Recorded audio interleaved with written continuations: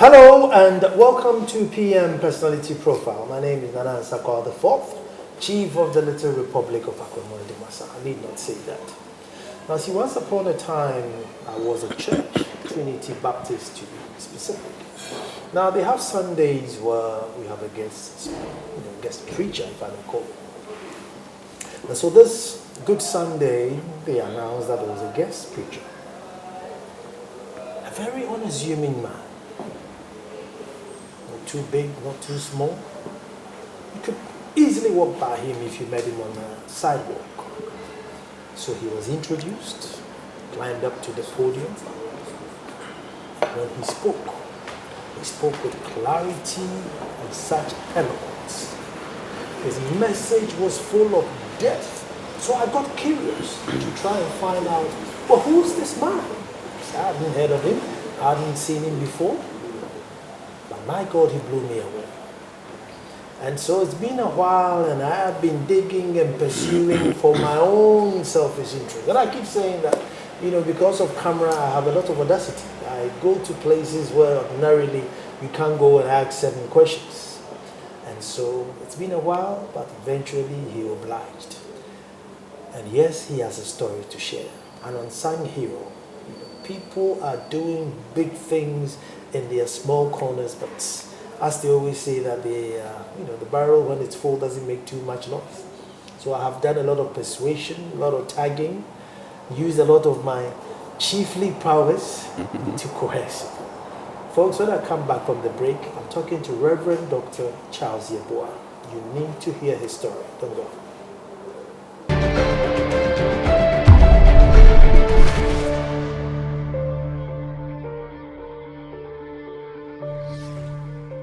Well, thank you very much for staying, and here we are at good old Crown Apartamento, and today we sat in the indoor bar to have an interview. If you followed us, quite a few of our interviews, we come here to Crown and they graciously offer us their premises to do our interviews, centrally located, so the guests are able to find it right here near Nyaho Clinic at Airport residential area. So if you want a nice place to eat, relax, Crown Apartamento is your bed. But right now what we're waiting for, and it's a very selfish interest interview, I might say, because personally I just want to find out what this man is made of. And as I'm trying to find, I'm sure you'll find out too. So Doc, I think I have confessed. Yes. It was at church one Sunday, you were introduced, I didn't know you, nice, smallish. Just walked up to the podium, and the voice and the diction and the eloquence and the depth of the message was blown away. I'm not too much into magic and miracles and spirituality. I believe in the get up and go. And your message was all about, listen, God has already done it, so it's up to you to now get up and go and do it. And so since then I've been trying to find out who this guy is. And the more I know about you, the more blown away I get. And I'm sure my audience will blow. But before we even get there, I want to take you all the way to Yeboah because I believe that's where you're born. So what was it then like? What was life like in Yeboah? Okay, so to be precise, it's Yeboah in the Ashanti region. Asrimaso is the kind of subdivision that I grew up in. So Yeboah is not too far from Kumasi, just about 7 kilometers. And that's where I went to school, early primary and middle school, back in the good old 70s, So I grew up in Yeboah, those days in a compound house with a number of siblings and also cousins. My mother, my father was no longer in our life. My mother and father had divorced then, when I was very little. So I grew up with my mother, with my grandmother, and some siblings and cousins in Yeboah. Let me jump and ask you. Growing up, Daddy not away with Mom in this compound house, then, did you know that you were going to build the empire you're building today before you even get there? Of course not. Of course I not. mean, of course not.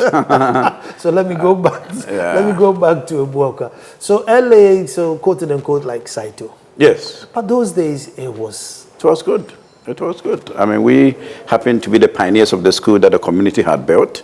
And so it wasn't too full and congested. It was a brand new school building. The community had made a contribution to build it. So everybody knew, those who went to school. And I remember those days at the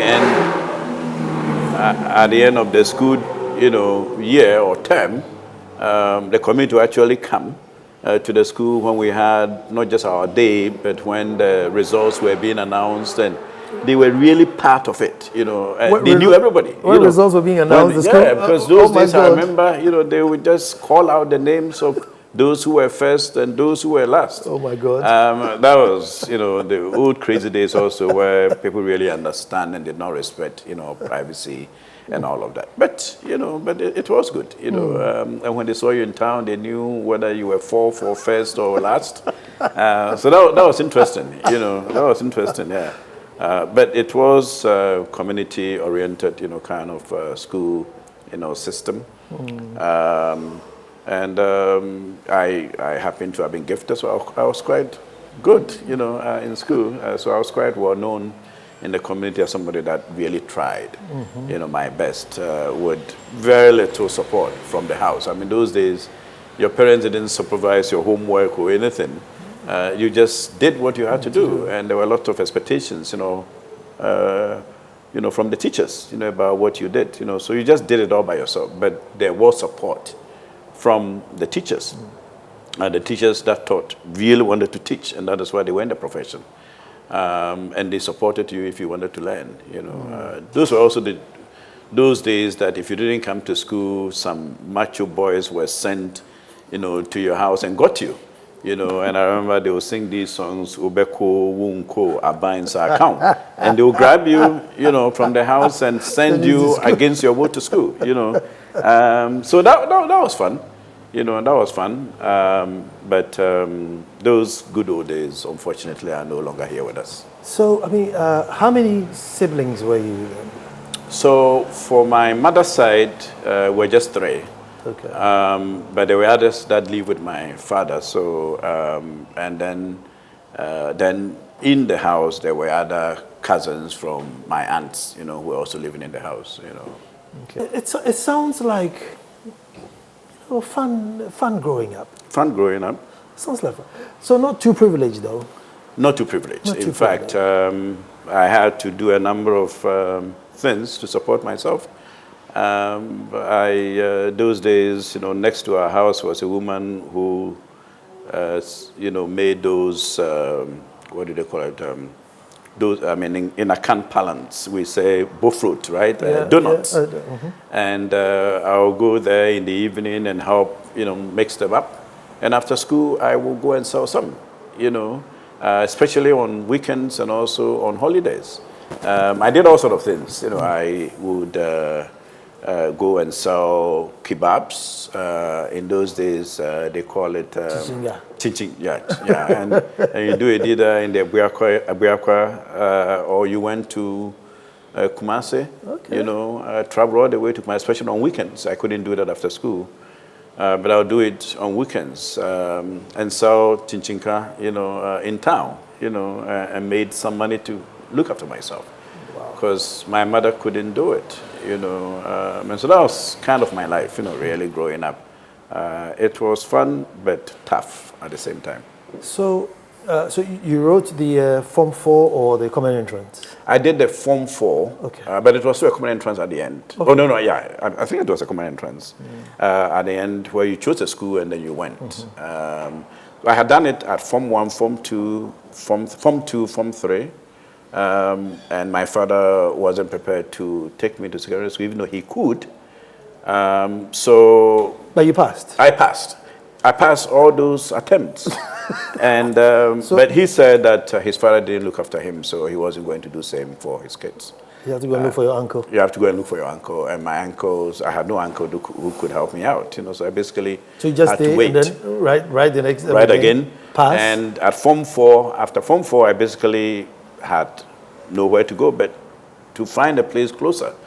So the closest secondary school to Yeboah was Osei Secondary School in Ekropon.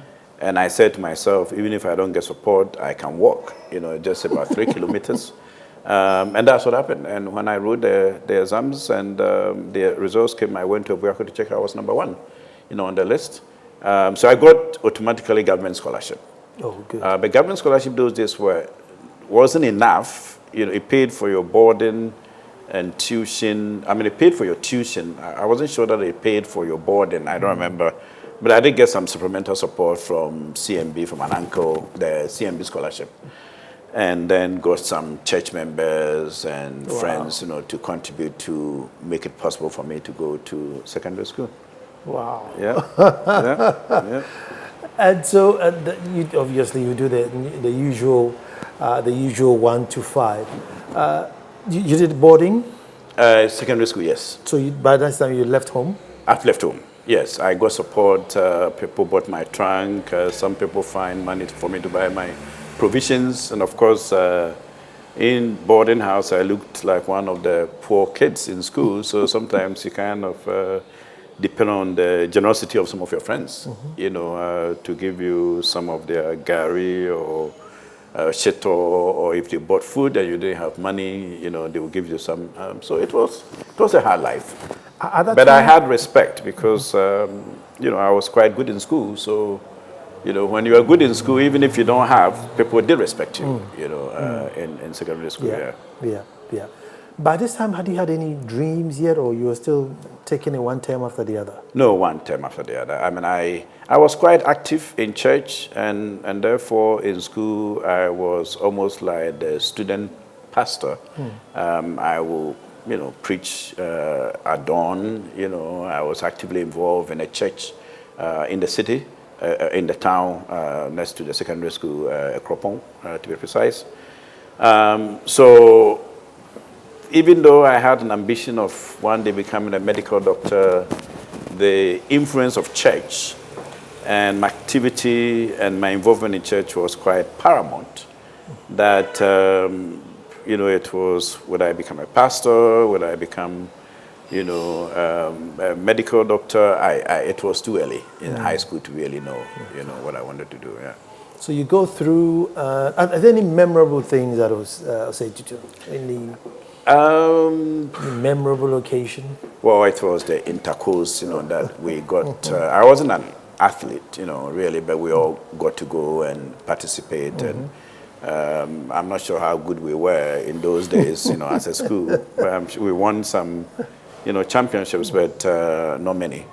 But if you were not an athlete, you just went and cheered your school on. Of course. Those were memorable times. I think, those are memorable times. Did you do sixth form at Osei as well? No, Osei didn't have sixth form. So because I had challenges, I had to, basically write as a private candidate, from the Workers' College, and be a private candidate and write my A-levels.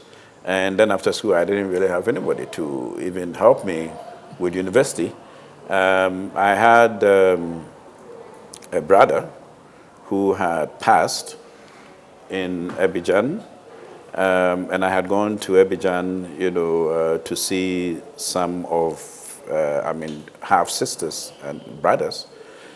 It was there that, I met a missionary, couple that were involved in an international church that I patronized.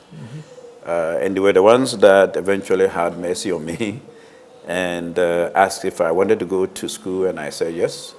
And so because I was still actively involved in the church and with some of the Sunday school Bible studies program that they had, they sponsored me with support from their friends from the U.S. to attend the University of Abidjan. So that's where I had my tertiary education. Wow. So French from Osei to No, I did do some. So at the university, they had a center for French studies, usually for foreign students. And so you will use that then to build your language skills up, to study at the university. So that's what I did. you know. Okay. Yeah. Okay.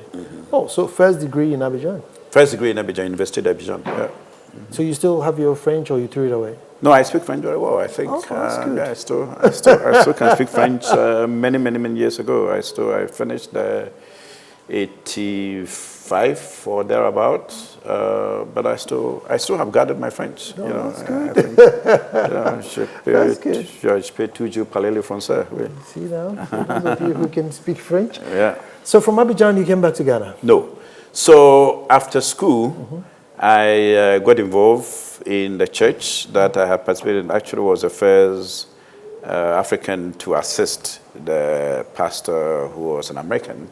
It was an interdenominational church for English-speaking expats living in Abidjan. Let me take a quick break here and then come and continue this story. But the exciting part is coming, because we want to find out how it is that this nobleman is building 2 mega giant educational villages. I may call it an educational village. Stay tuned, we're coming.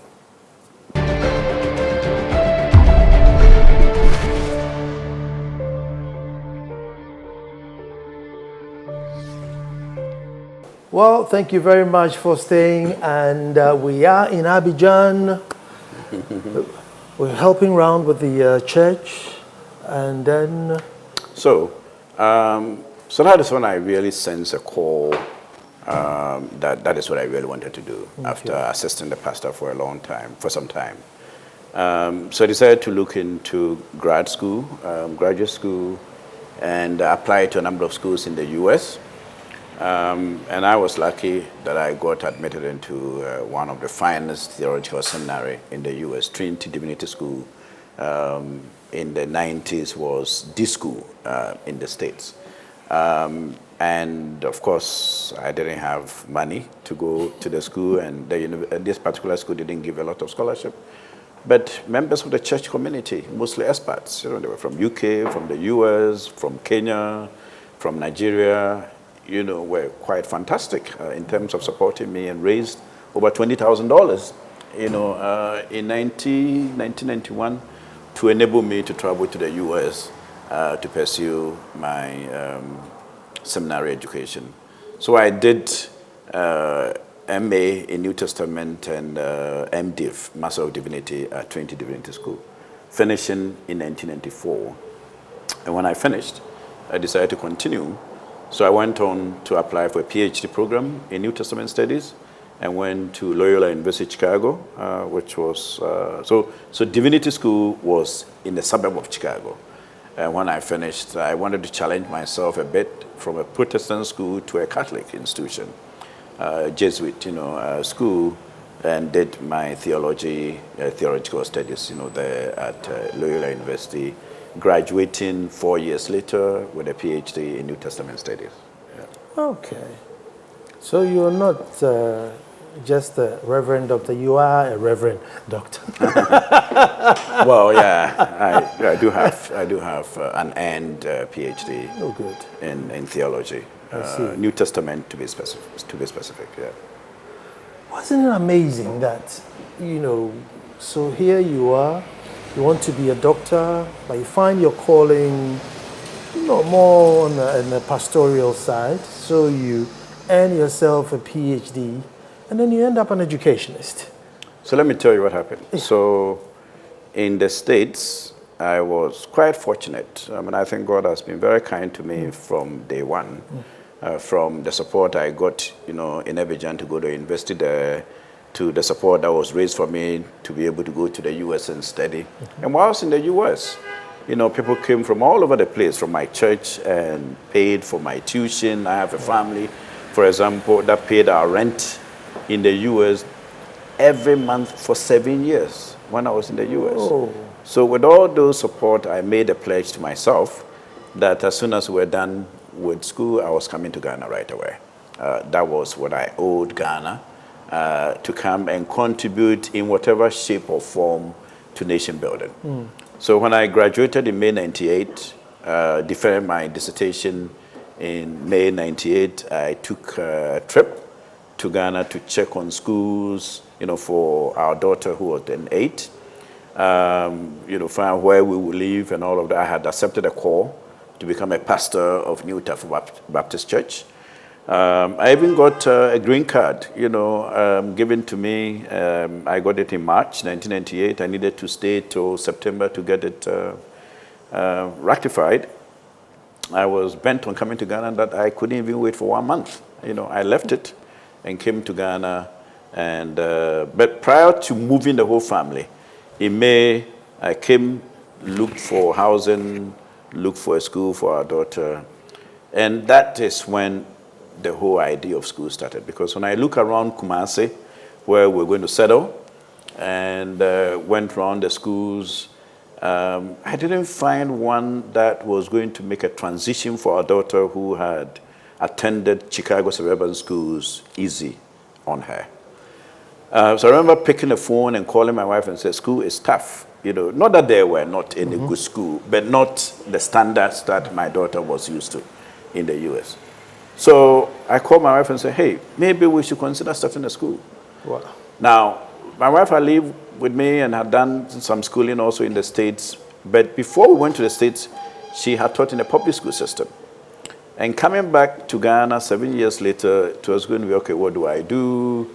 So the idea of a school was a welcoming idea, So she jumped on it. When I went back to Ghana to prepare the family, finally we started buying a couple of few computers, some school supplies, and started talking to some friends in church and say, hey, we are thinking about starting a school. Some of our American friends in our church bought into the vision and idea and started gathering more resources for us. And some friends of us committed to coming to Ghana every summer for 4 years after we moved in 98 to train teachers, to organize summer program. And so the school basically became an idea. International Community School. Yes. So that was actually a name my wife, came up with. We thought that we're just going to do something small, contribution to learning in Kumasi. We started in our living room. I still can, remember vividly, how the kids will come into our living room, 6 of them plus our daughter, not the 8-year-old, but 2-year-old. Our 8-year-old daughter couldn't attend. It was just too elementary for where we wanted to start for her. But our 2-year-old sat in, and I still have a picture of my wife, cutting apples, to share with the kids as they came, to study. 20 years later, the school that started with 7 children now has about 1,300 spread over 4 campuses, 2 in Kumasi and 2 in Accra, as I speak right now. I'm sure you see the pictures on the screen, and it tells you how huge these schools are. Now that's where I want to come. I mean, aren't you making the school too big? I mean, it's not a university. I mean, are they not too grand? Well, when we set up the school, especially in Kumasi, the place we found land was way outside, about 12 kilometers outside of the city center, pitching number 1 to be precise, and way out of anybody's way to work or to any place. And so we resolved, with the support of some friends in the States who wanted to do the design and supervise, construction, that we're going to have to build something that is superb. First, because if it is not nice, nobody's going to leave the schools in Kumasi and come to you. So if you're going to do it, it's going to be nice. But also from day one, we remember the schools our daughter attended in the U.S. And we said to ourselves, maybe we can build one great school in Ghana that approximates or that look like some of the finest, public schools or private schools that we saw in the U.S. So the desire was not to just build a school, but to build a great school. And we're lucky, to have 20 acres that we bought and got some American architects and engineers who bought into the vision and came around and, mapped out, the land, drew, the construction, drawings. We embarked on building them, phase, by phase. And now today, the 20-acre land that we bought is purpose-built, campus. It looks like any school you can find anywhere in the world. The idea was to make sure that we earn our respect in terms of what we do there. And it reminds me of the words of the first president, Kwame Nkrumah. We should be able to demonstrate to the whole world, when he made his independence speech, that a black man is capable of managing his own affairs. And I think Nkrumah was thinking, we are capable of doing what we want to do and do it well, and earn the respect of the nations. I mean, today, anybody who comes from anywhere in the world comes to ICS, either Kumasi or ICS Accra. We build international standard, campus and school. And we've done it with the support of many, so I don't take, all the credit. But if you're going to do it, you've got to do it well. Wow. Yeah. But I mean, venturing into Accra, wasn't it a bit? So, I believe 2014, I had taken a class with Stanford Seed Company. One of the things that we did was to write our transformational plan. And the transformational plan, the Stanford, professors that came will say, make sure it is bold. Make sure it is something that you can do. And you have to write that you can scale and you can grow your school. And so being a school, we started thinking about, okay, where can we have a footprint? And we said Accra. Now, obviously, Accra was a tough call, right? Because you have the GIS, you have SOS, you have TIS, you have Roman Ridge, you have good schools. International Standard School, Lincoln Community School, to name just a few. But we made a decision that we will come to Accra. It was an audacious, move.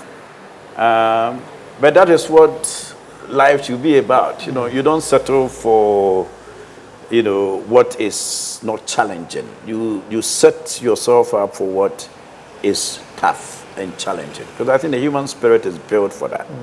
That if you say you can do it, you can do it. You just have to believe that you can do it. So I wrote my ambitious plan and said 2015 will be in Accra. And I said this in 2014. And lo and behold, 2015, we're in Accra. And, mean a place as East Legon on the Lagos Avenue. And I remember some friends and parents came and said, oh, wow, this is bold, knowing how expensive, that street, can be. But that is what we made. I mean, the decision, there were times my wife was quite scared, about this expensive, location that we were starting the school at. But we believed we could do it, and we did it, And I mean, it's magnificent. I'm sure they can see on the screen. It's absolutely magnificent with a major project coming up, which you say you finish in 14 months. And yeah, I think you should do a whole, how is she going to finish a documentary on it. Yeah. It's amazing. Well, but in the one that we built, the phase one, you look at that building, anybody that would do it would have taken at least 2 years to build it. It's a massive first phase development, which is actually the student hostel that we built first. We took 8 months to get that building done. 8 months working day and night, and once again I told parents we'll get it done, put a lot of pressure on the consultants and the contractor. And 8 months from March 2018 to October 2018, we were done. And we moved in and we built world-class school facilities that really resemble what the future will look like for these kids that are studying there, and for all kids, that live in this country. I'm going to take a break and come back, but there's something that I picked from you, which maybe I haven't thought about it. And you keep saying that it looks as if the private schools are upstaging government schools. However, government have more resources and should have upstaged private schools, or at least boot for boot, give it a challenge. Particularly at the lower levels. Maybe in the university levels, government seem to be leading, but when it comes to the lower levels of education, private seems to lead and not government. And it's one thing that's really dawned on me. I'm going to take a break, and when I come back, find out from Doc what he means and how it is that the tables contend. Don't go.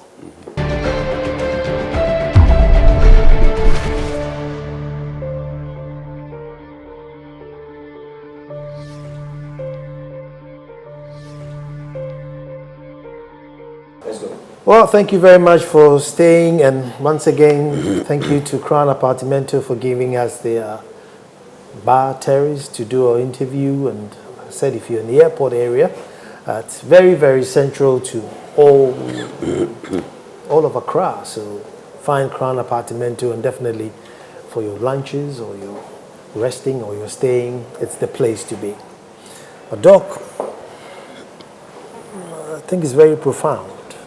And it's something that all the argument and the noises I haven't heard.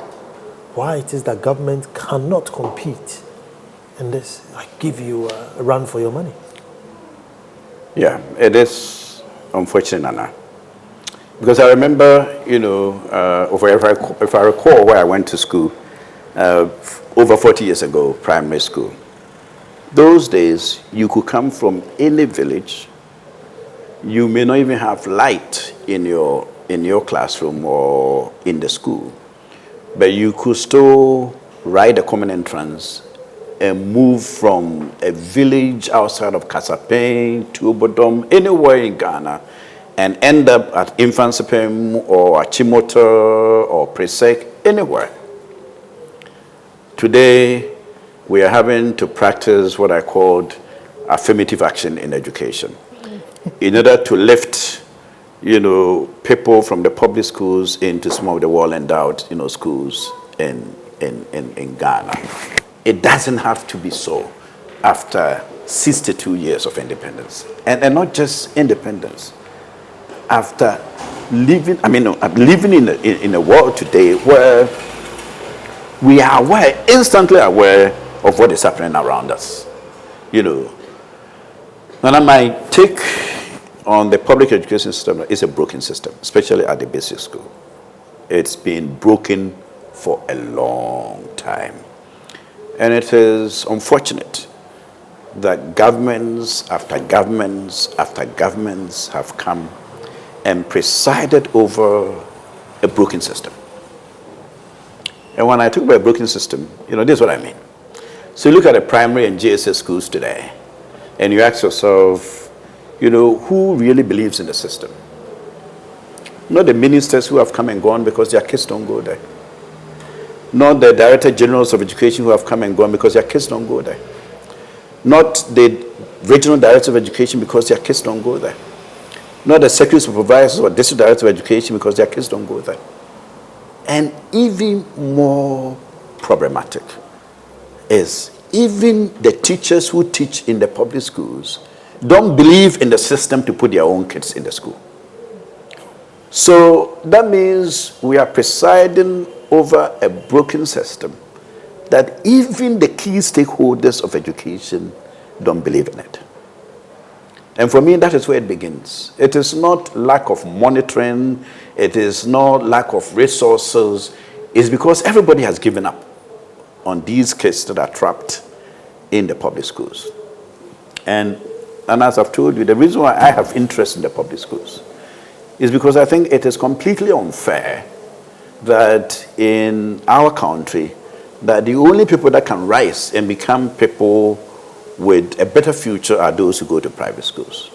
It is completely unfair. And I run private schools, and I find it unfair that the only children that have a stake and a better stake in the future in this country are those that come to my school or go to other private schools. Something has to be done about these public school kids. And the government has to be bold. I think that if I were the president or if I were the minister of education, I will make a huge move that all basic schools, primary and JSS, should be completely rebuilt. They should be taken off the grounds and rebuilt. Because if you look at the world, 40 years ago when I went to school, Accra didn't look like what it looks now. Financial constraints. Well, financial constraints, all right. But it is when JFK, the former president or the assistant president of the US, in the 60s was going to put people on the moon. This is what he said. We are going to send people onto the moon, not because it's going to be easy, but because it's going to be very hard. So building schools won't be easy. It will be very hard. But people are cultivating space now. And we just have to have the will to want to do what we want to do. And the resources will follow us. Because if they could do it and then put people on the moon, there was nothing that we cannot do if we want to do it. I think for a start, the government can decide in all the regional capitals, build the prototypes and say this is what the schools must look like in the future. You know, because there is no way you are going to expect the children that go to the public school to behave differently in the future, compete with peers from around the world who go to schools in these amazing classrooms and expect them to have the confidence to sit on tables and negotiate for their stake in the world pie with them. There's no way. You know, so we need to be bold, and I applaud, you know, the president for the Free SHS initiative. But nobody talks about the basic schools. And yet that is where the foundation is laid. You cannot just skip the basic schools and build a beyond it, you know, that doesn't have a solid foundation. So I think it is high time that the government and the ministers and those that are stakeholders in education really, really rethink. You know, the other time, you know, I was reading on the Ghana Web, you know, when Mr. Sidun Katia was talking about what NDC would do when they come to power. And they're going to build, I remember, if I remember correctly, 100 high schools in 99 days or in 90 days. Laudable, interesting, but it is sad that nobody is talking about the basic schools. And you know why? Because you have stakeholders in education, government ministers, government, you know, civil servants who have kids in the high schools. The high schools are not that bad, right? Yeah. But nobody has anybody in the basic primary and GSS. So there's no interest and there's no public uproar because the poor whose kids are trapped in there have no say. If there is a big issue to be debated in this country, those who are in the public schools don't have a voice. And so they've been left there. And it's unfortunate because when I used to have Americans come and do the design of the school, they will come with some codes and standard from whether it's the state of Texas or Virginia, and they will say, this is what schools are supposed to look like, and this is what we're going to build. And there are clear guidelines or standards that have to be followed for schools to be built. In Ghana today, who sets the standards for what schools should look like? You just build, you know, the 6 classroom block. There is no, you know, indication as to what the dimensions should be for primary, for JSS. And yet, these standards are available online. You don't even have to develop it yourself. You can Google and find what standards should be. But purely because nobody has interest in the public schools, they are just left to themselves, and it is sad. Doc, I'm listening and I'm feeling the power, the frustrations. I'm getting the quotation from Kwame Nkrumah. So my next question would be, I mean, do you think we are operating on a wrong system? Or is it the people operating the systems that are not balancing? Because I can see that, you know, you're frustrated that things are not coming together. No, I mean, it is sad. I mean, I run private schools, and my hands are full. We've raised substantial capital recently to do our 2 campuses. So I should be content with what I have going for me, but I'm not. Because I am in Ghana, and I feel, you know, the plight of those kids that are trapped in the public schools, the basic, you know, public schools. I think the government must do something about it. I don't think, honestly, we can talk about Ghana beyond aid without talking about bold initiatives of changing the way schools look like. Because there was no way you can develop people who are going to sit on table, who are no longer going to beg for resources to come from the West, but are going to sit and negotiate and, push for their own pie. Not the case in these kind of schools. They don't have confidence. The environment doesn't really, create the motivation. And that is why most of the teachers, even though they are there, they are not there. Because it's a depressing environment, to teach. And if we really mean that we want education to transform our future, we've got to be bold and do whatever it has to be done. I mean, if the government build prototypes and say this is what schools should look like based on where we want, our children to go of Ghana to be positioned in the future, perhaps after seeing them and people seeing them, they can say, okay, if there are taxes, that have to be raised to build these kind of schools, then we are willing to pay for them. But unfortunately, I don't think that is what people are thinking about. And I am disappointed. I mean, and it's not just infrastructure, it's not lack of good facilities, it's not lack of resources. It is also, the fact, that, and mostly the fact that I think we just don't believe in it, especially at the basic level. And so there's a lot of discussion about what we should do at the high schools, but nobody is talking about the basic schools. Let me come back to ICS. I'll come back to ICS because it's started yesterday, but it's 20 years. And anything you're doing for your 20th? Oh, yes. So we are lining up a number of activities. So yes, ICS is 20 years.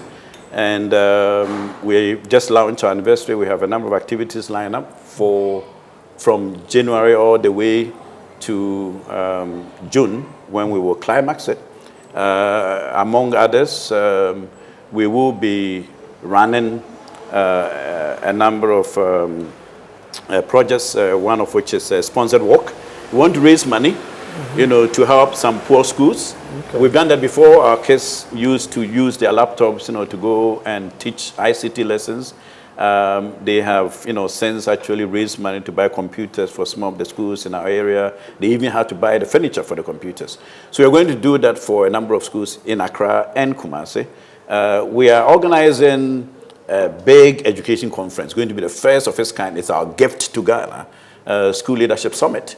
We are going to be approaching corporate, Ghana and ask them to support, and we'll be inviting, leaders from both private and public school. We believe that not all children in Ghana can come to our school, but we can affect the bottom line in other places if we can help those that lead schools. We've done that before. 2017, we launched such a program in Ghana and paid for people from both private and public to attend a one-day event. So this, I want to make it a two-day, conference, that will have, educational experts in leadership from Ghana and from outside, come. So that is one exciting thing. And then, of course, we're going to have alumni homecoming. We're going to have Olympics, sports activities. And then we're going to have a big derby where we will bring everybody together and celebrate what, by God's grace, we've been able to achieve. And also show to the world it is possible. If private people can do it, the government can do it.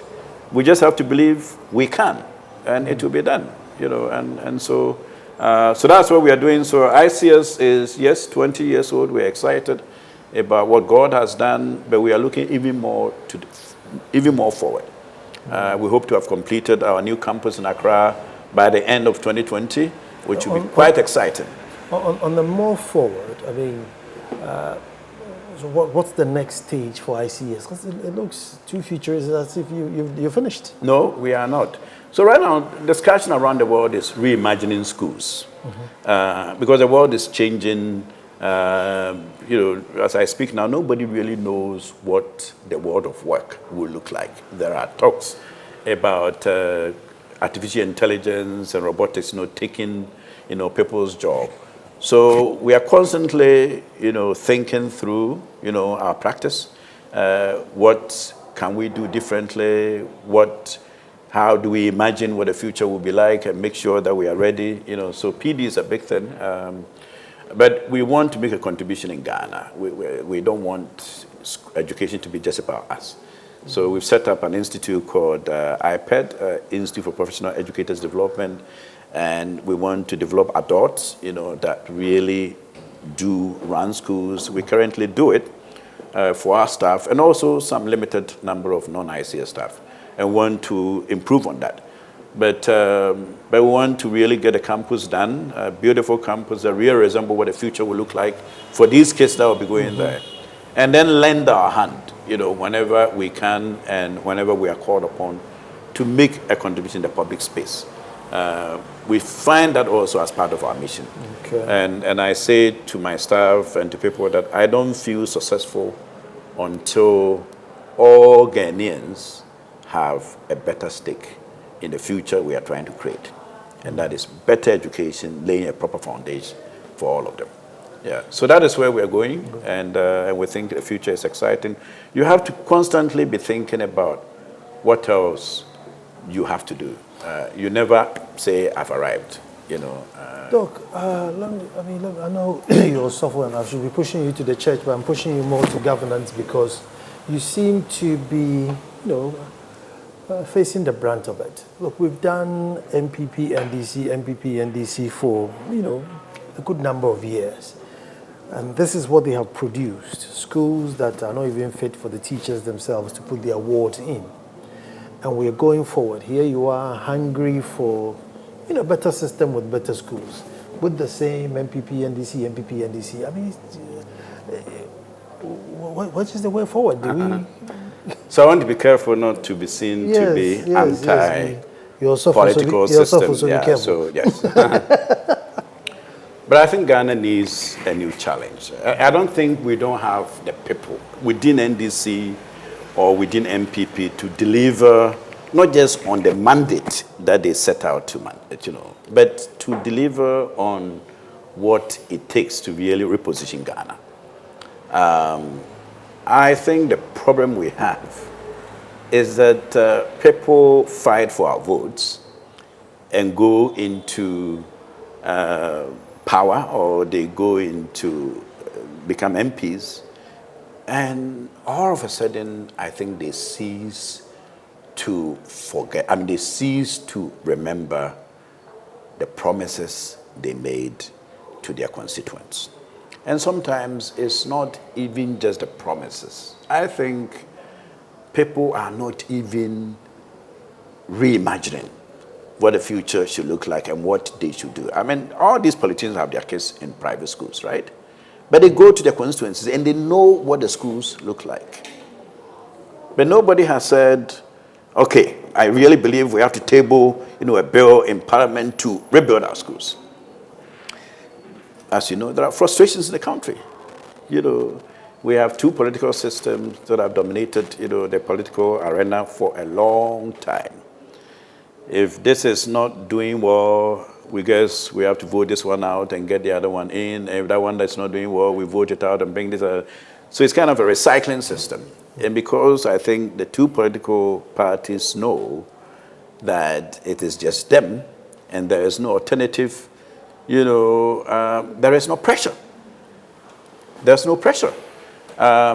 Maybe, and as people have been saying it, of late, maybe we need a third force that will send a strong message, to people that we hold you accountable. Because I drive between Kumasi and Accra, and you see these villages that have not been developing, they are crumbling, and yet come election time next year, these people are going to our forefront, basically leading the charge and campaigning, but the villages have not changed since independence time. So you wonder whether the people in charge are really in charge, or whether they are in there for themselves. And it is sad, because when you listen to the president, he articulates a vision of where Ghana needs to go. And so I wonder whether, is this the people? What is it? I think, coming years, the media must really work hard with other stakeholders in this country to really hold our politicians accountable. Look, my friend, It's sad, yeah. Will you set up a church, or you're okay with the school, and then you preach time to time? So we have we're a Christian school, and we have chapels, and I usually do first chapel and last chapel every year. And as you know, I do speak, quite widely across Ghana and internationally. I have debated, many times whether I should, quit my education and go back into the pulpit, full time. It's something that I wrestle with. I think there's a possibility I might do that in the future, but I still consider what I do as ministry in themselves. Raising the future leaders is a ministry in itself. And I do it with pride, and I don't regret, that this has become my full-time engagement. And so if I don't go back into the pulpit for full-time, this is my pulpit of raising the future leaders and making sure the kids under our care and all those kids we can reach necessarily from our walls, that we can reach, through empowering the teachers who teach them, and making sure that we have a stake even in the public education. So that is my ministry now, and I'm happy that that is what we do. Yeah. Well, thank you so much. That was Reverend Dr. Charles Yeboah, founder, president of ICS, International Community School. Google it, find it. You'll be blown away by the sheer size and grandeur of a school it is. And I'm sure if you're a kid in the East Legon area or Kumasi area and you're trying to find a good school for your ward, that's a good place to go. Doc, thank you so much for this interview. I've been waiting for it for so long, and I'm glad I got it. Well, thank you. It was a pleasure speaking to you, Nana. And thank you for all the good work that you are doing for Ghana. Thank you too. So until I come to you again with a different personality, you know what? Have a beautiful time, and remember to be repeated Sunday at 2 p.m. To be repeated Sunday at 2 p.m.